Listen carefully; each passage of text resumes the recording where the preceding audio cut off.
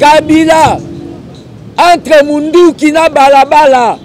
Kabila vaut mieux que tout Munduki ke balabala. Kabila alingaka jamais au babengi manifestation ya peuple congolais.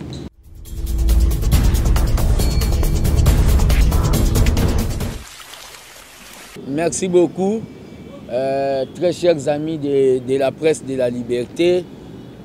Nazan Esengo, pour ça la communication en tant que gardien du temple de la démocratie et citoyen congolais membre de l'IDPS.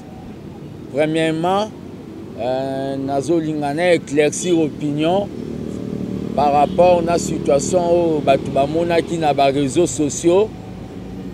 Bavandi Singanase, Bazo Katanga Suki, très sale situation et Salamaki le dimanche 11 août Eza Boyendenge Nazoloba parce que Ngande Naza victime. Vous savez, dans les histoires, avant d'aller Kotuna bao basali acte, il faut que mona o aza victime, mais malheureusement ba caméra o ekitaki et ala une impossibilité ya komona nga parce que j'étais hospitalisé après l'événement na ya mabewana. J'étais allé voir mes compagnons d'élite, les amis, une association où on a capturé IDPS. Babenga ngo force du progrès parce que nous planifié conformément à l'article 26 qu'organiser marche pour na koloba oui na bonne gouvernance non na corruption tellement que nako jamais rosalelo ko ngamoko na kenda ko kutana na bango c'était le 9, le vendredi, Nakutaina Bango to se mettre d'accord que bako participer à la manifestation. Il a fallu que tout ça là au babengi communication na bango et na communication na eko benga bango le 11 na bengi bango na bibon nazana nzela na zoya Poto et bandenge nini toko organiser marche où est prévu pour les 30. Baebi singa yaka toza na base. Na lobby est-ce que ma sécurité est assurée? Balobi nanga oui, ta sécurité est assurée. Koko mana komi place balaki. Balobi nanga bozwaye bovandise na se. Un national nommé par Etienne Tshisekedi, je dis bien pas par Fatih, mais Etienne Tshisekedi.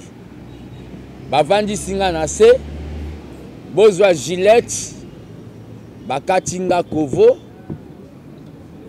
balinga bakata même barbe, na lobi na bango, pas jusque là, na ba image, oyo bazolo babaza nango, ba censurer ba image parce que à un certain moment na lobaki, oh, bolinga bosala eza illégal. Les problèmes ezali raison na bango ya ko torturer nga na niveau wana eza ke nazo respecter ba konzi ya parti te. Je demande à tous les bana Tshisekedi yo baza à travers le monde une association et comme yo babengi commission de discipline. Question nazotuna. Parce que moi j'ai une association, Yabato Bavandi Pembe Nangai, Kombo Nango Armée des bâtisseurs Tshisekedistes, ABT. Est-ce que ABT est coquille qu'on se considérer comme une commission de discipline? Mututu atanga même maternelle à répondre non. Bavandi Singa, Balobi que je suis en contact avec Batoualamuka. Bakanginga téléphone na idée ba checker batala ndenge nga na sululaka na ba fayulu na ba réseaux sociaux na bit ya koboma étoile o ya jeunesse o ezolinga ko défendre démocratie na idéologie ya emo le docteur Etienne Tshisekedi babwaki ba photo na kati ba commentaire voici o bolandaka langage na bango ezake nga na kenda kozwa mbongo na konti na bango na ebite mbongo oso na kenda kozwa ngo wapi. Mais l'opinion ne doit pas oublier na IDPS oyo bato ebele baliame bambongo ya bakombata bazala malade. Nga naza parmi batu oyo diaspora pesaka confiance na opération ya $1 pour Fati na campagne. Mutu oyo na lia mbongo na ye akoki kobenga na émission na bino alobake nga na tindaka mbongo po na campagne ya Fati nazwaka quittance te. Je suis parmi les combattants. Oh, na kenda na parlement debout ya lokele. Na kuti papa mo banda benge papa mungala genou et vimba. Na lele lié na diaspora. Batinde lié $1000. Na tina ke papa wana akoka kozala soigné. Je suis parmi mutu. Na kenda na parlement debout ya ACP. Na moni combattant mo ya handicapé na lobi bo sungaya ata afongola ata ligablo les images ezali. Je suis parmi mutu oyo mama moko mobile na bunga na marche le 19 ayaki na parti bazo yambe pa autorité moko te na compte ya armée de bâtisseurs na lelela na diaspora. Combattant moya France a tindela 50 €. Séance tenante. Armée de bâtisseurs et cotisé là au babengi $50 pour abanda. Kosala au balobi commerce ya ballon. À ça la mission na concert na bino moko. C'est cette femme là. Aujourd'hui les gens viennent. Koya kolobake. Je marchande. Bah tu vas réduire débat politique. Na ba bengi débat ya mbongo. J'ai été traumatisé de voir mes propres frères bakoka kosala nga acte ya bongo. Maître Dori va intervenir à la fin pour expliquer comment la justice est traitaka bakao basalinga ya kokatanga suki. Au moment même ceux qui bazala une commission de discipline. Je ne crois pas na procédure walande bakokai kosala likambouan. Je suis très étonné na place nazalaki na hôpital parce que na moment où na komi ko marché na moi bokebi na boyaki ke ba visiter nga na hôpital o nazalaki. Na place nazalaki na hôpital na moni matinée politique mobimba avec point à l'ordre du jour. Matinée politique de mon parti l'UDPS avec point à l'ordre du jour justification ya Artuana. On a appelé les chefs ya bagang Tuana pour aller kaloba ke bakanga kingai bakata kinga suki sans que ezala même condamné par mon propre parti politique. Pe batu babeteli maboko. Je suis très étonné de voir que Makamba Bongo, acte ya Bongo, si Tshisekedi était vivant, n'allait pas tolérer ce genre d'acte. Mais tant que Tshisekedi n'a pardonné Bango, malgré que l'armée des bâtisseurs, Bazala qui prêt à aucun de la justice, n'a pardonné Bango na acte au Basali, et za Bango te bazana bateau, bazana simana Bango. Deuxième point dans Olingana Lobela. D'abord, en rapport à ce point, Nakolo va même Thomas Lokondoya, il y a FCC. Azalaga na contradiction na ba point de vue na bango. Bango bazala na minduki. Nanu bakata esuki teto basala eloko. Mais je crois bien peut-être que na Olingana za Thomas Lokondoya UDPS. On a un point contraire. On m'a traité de sorte interdiction ya okota permanence comme si batiaka $1 na kati ya mbongo Tshisekedi asombaka lupango yango. Je suis en train maintenant de vivre makambo moko eza anormal. Deuxième point au boye nango na mitema na bino eza en rapport na ba nomination ya ba bourgmestre. Moi dans un examen d'état atie poudre mais lobi batala na journal kombo ezate. C'est vraiment la honte pour un parti d'un docteur en droit, un parti légaliste. Yakomona batu babanda kosala o babengi amateurisme politique.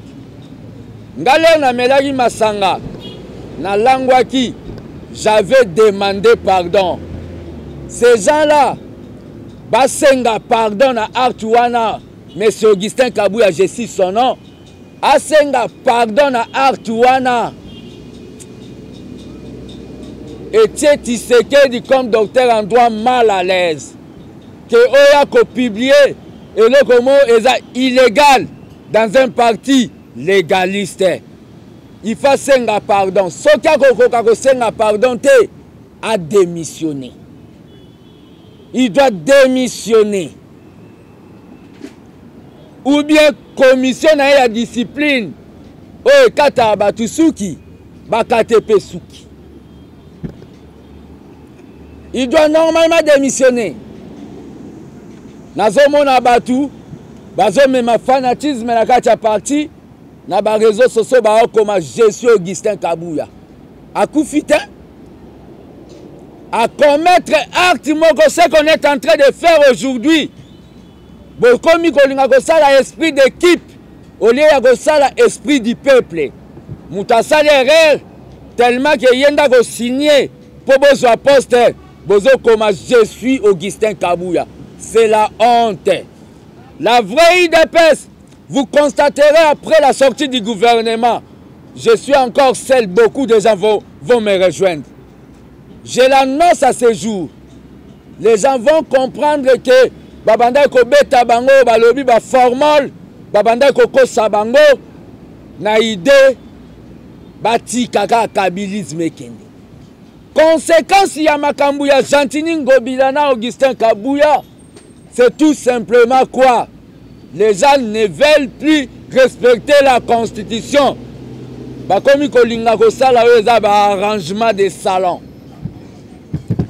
Ba arrangement avec de nouveaux amis de Kingakachi. Conséquence yangwa. Donc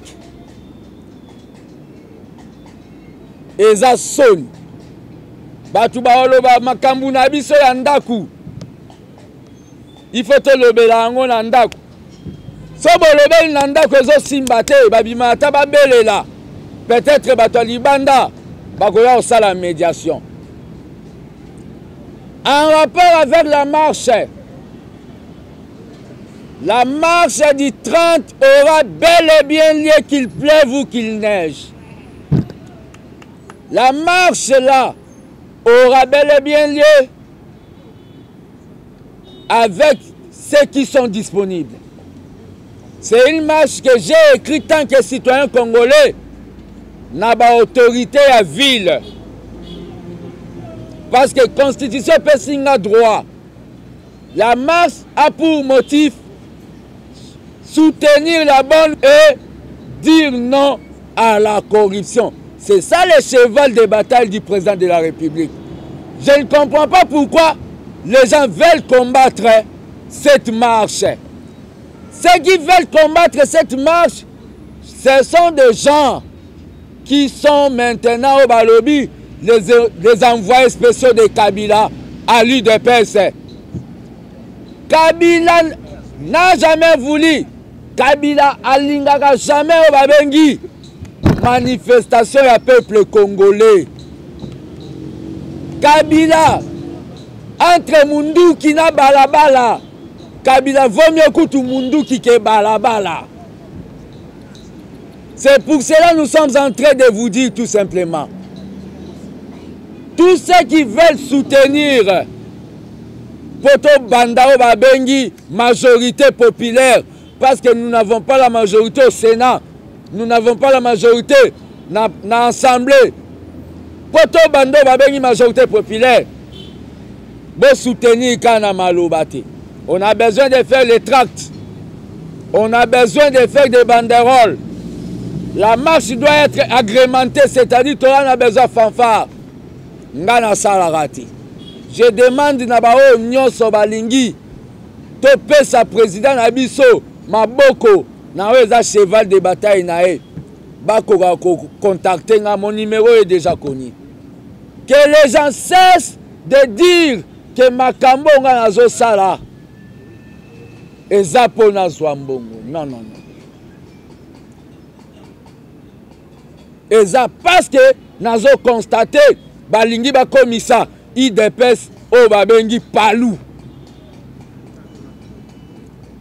Bazolinga ba komisa IDPS mbwa ya kopa la zanga mine. Quand un journaliste vient à tenir micro, bakaneli ya kota sous permanence. Le combat de ces partis l'État pour la liberté d'expression et bungi à cause d'un individu esprit d'équipe. Je suis en train de dire, pour vous donner la parole s'il y a des questions, à M. Kabila, qu'il sache à Tazu Batisse que disent comme si Bango Bato Kingakati. Moi je suis là, je vais défendre l'idéologie de l'IDPS. Et quand je suis en train de parler, je sens vraiment l'aura de Tshisekedi. Malgré mes défauts, Bato Balinga Kangai, O Bayo Kanga, Bako soutenir na mabonde li pe na ba prière.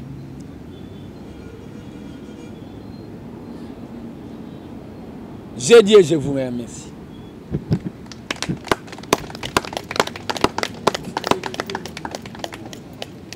Question s'il vous plaît.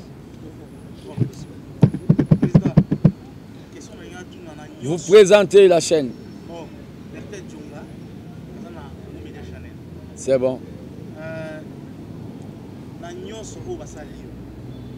Décision des années pour traduire en justice ou bien au limite.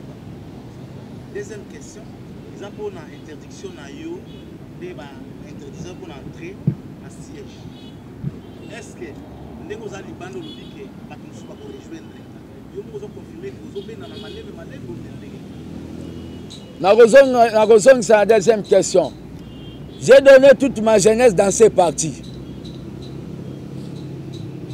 Pour que nous bandaka iloko moya sika komesana nango ezane kilibalati.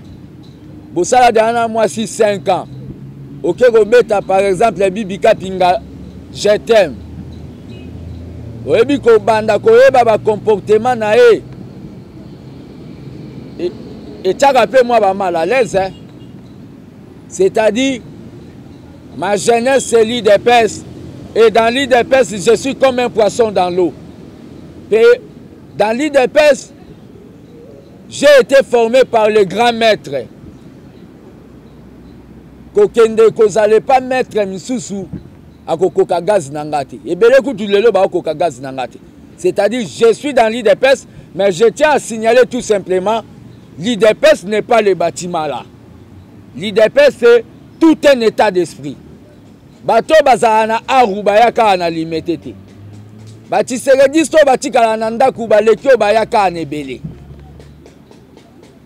suis dans l'IDPS, pour répondre l'isusu mutu oyo akoka kolongola na IDPS asakufa. Mais en rapport na question na makambo basalenga na ko souhaiter maître Dori na souka répondre c'est condamnable. Mais c'est condamnable. Je pardonne. Na pardonné bango parce que eza bango te batinda ki bango. Et le président a condamné ça. Vous avez vu le chef du gang là. Quand il a dit que Tozume m'appelle Angomba. C'est-à-dire, le président a condamné ça, c'est pour cela. Basalio Babengi, matinée politique de justification. na acte ya barbarie. Mais Nzambe tellement aza Nzambe basimbi touche baprésente babourgmestre illégal. Question.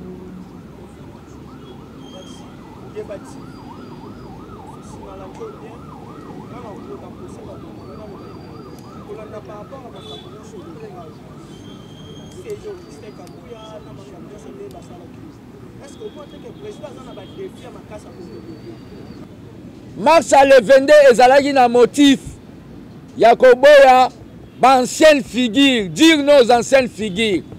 Le président Salibi qui rougité. Vous voyez que je suis toujours dans la logique. Malgré que j'avais annulé sa faute de moyens. Biki Rouge Wane la Kisike, pas des anciennes figures.